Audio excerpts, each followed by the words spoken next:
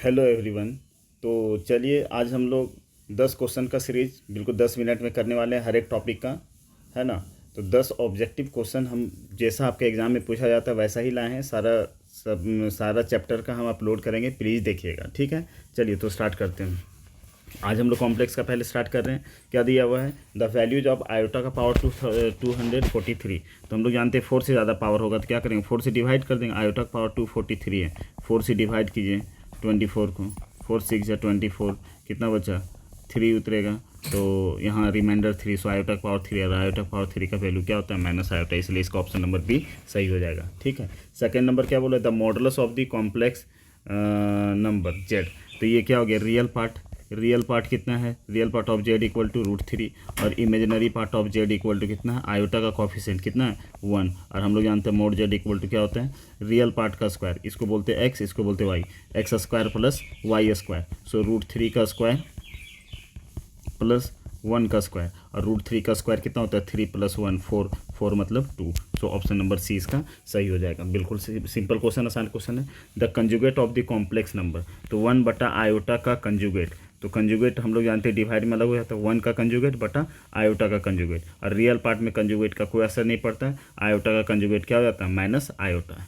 अब यहाँ से देखिए 1 आयोटा से मल्टीप्लाई एंड डिवाइड कर दीजिए। आयोटा से मल्टीप्लाई एंड डिवाइड करेंगे तो ऊपर क्या हो जाएगा? आयोटा, नीचे हो जाएगा माइनस आयोटा स्क्वायर, और माइनस आयोटा स्क्वायर, और आयोटा स्क्वायर का वैल्यू क्या होता है? -1। सो आयोटा बटा माइनस माइनस प्लस 1। सो क्या हो जाएगा इसका आंसर? थर्ड का ए हो जाएगा, माइनस माइनस प्लस आयोटा, है ना। तो थर्ड का ये ऑप्शन सही है, कंजुगेट निकालना था। फिर बोला है द आर्गूमेंट ऑफ जेड। तो जेड बराबर यहाँ क्या दिया हुआ है? 1 minus iota, X plus iota A के फॉर्म में। तो एक्स बराबर कितना? 1, और वाई बराबर कितना? आयोटा का कॉफिशिएंट -1। रियल पार्ट 1 है, इमेजिनरी पार्ट 1 है। अच्छा तो आर्गूमेंट ऑफ जेड निकालने के लिए बोला है ना। तो यहाँ पे ध्यान दीजिएगा, हम लोग सबसे पहले मोड जेड का बात करेंगे। तो मोड जेड कितना आ जाएगा बताइए? तो √x², तो 1 का स्क्वायर 1 और -1 का स्क्वायर 1, तो कितना हो जाएगा? √2। अच्छा अल्फ़ा बराबर हम लोग जानते हैं tan इनवर्स mod y बटा x। सो यहाँ से क्या हो जाएगा?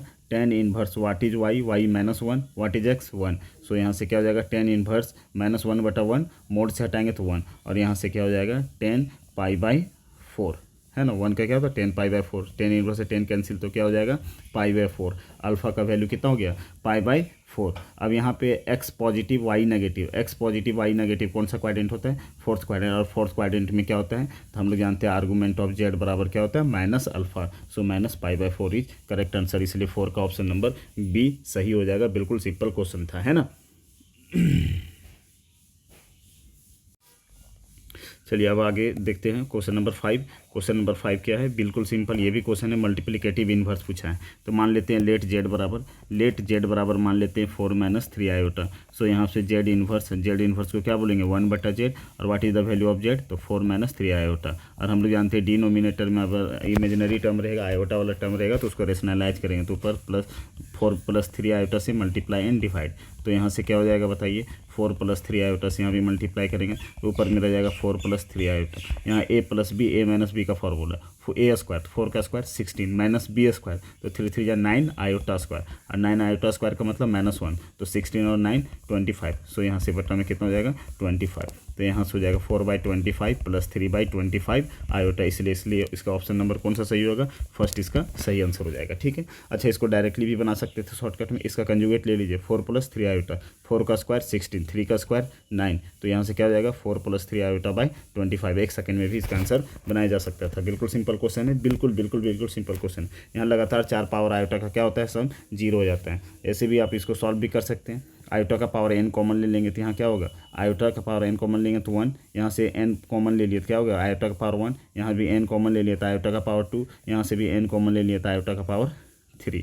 तो यहाँ से क्या होगा? आयोटा का पावर n 1 + आयोटा स्क्वायर का वैल्यू -1, आयोटा का पावर q का वैल्यू -1। ये इसे कैसे? इससे सारा कैंसिल हो गया। आयोटा का पावर n × 0 बराबर 0। तो ये भी बिल्कुल सिंपल क्वेश्चन था, बिल्कुल आसान क्वेश्चन, ऐसे ही एग्जाम में आता है ना। 2 कॉम्प्लेक्स नंबर आपस में कब बराबर होते हैं? जब रियल वाला रियल के साथ, इमेजिनरी वाला इमेजिनरी के साथ बराबर होता है। इधर रियल कितना है? x, इधर रियल कितना है? 2, तो x बराबर 2। इधर इमेजिनरी कितना? आयोटा y, इधर इमेजिनरी क्या है? 3 आयोटा।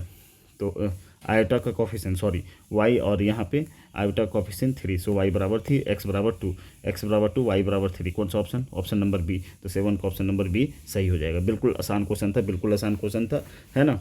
आ जाइए अब यहाँ पे the square root of -16 is the set of complex number. The square root of -16, अब -16 तो हम लोग जानते हैं -1 को ऐसे भी लिख सकते हैं आयोटा स्क्वायर, और यहाँ से क्या होगा 16 को क्या लिख सकते हैं 4 का स्क्वायर, सो यहाँ से 4 आयोटा, या तो डायरेक्ट माइनस के लिए आयोटा और 16 के लिए 4, माइनस के लिए आयोटा और 16 के लिए 4, तो क्या हो जाएगा 4 आयोटा।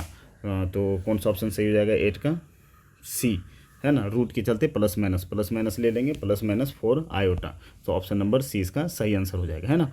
आ जाइए अब इसके बाद question number 9।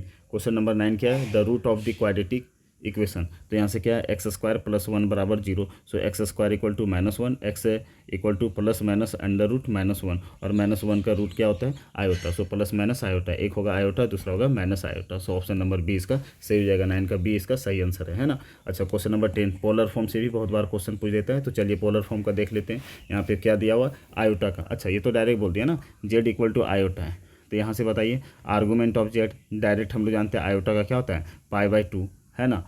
Argument of z कितना हो गया π/2, है ना, जिसको थीटा बोलते हैं। अच्छा हम लोग जानते हैं पोलर फॉर्म क्या होता है, तो पोलर फॉर्म होता है z = r, है ना, cos theta plus iota sine theta.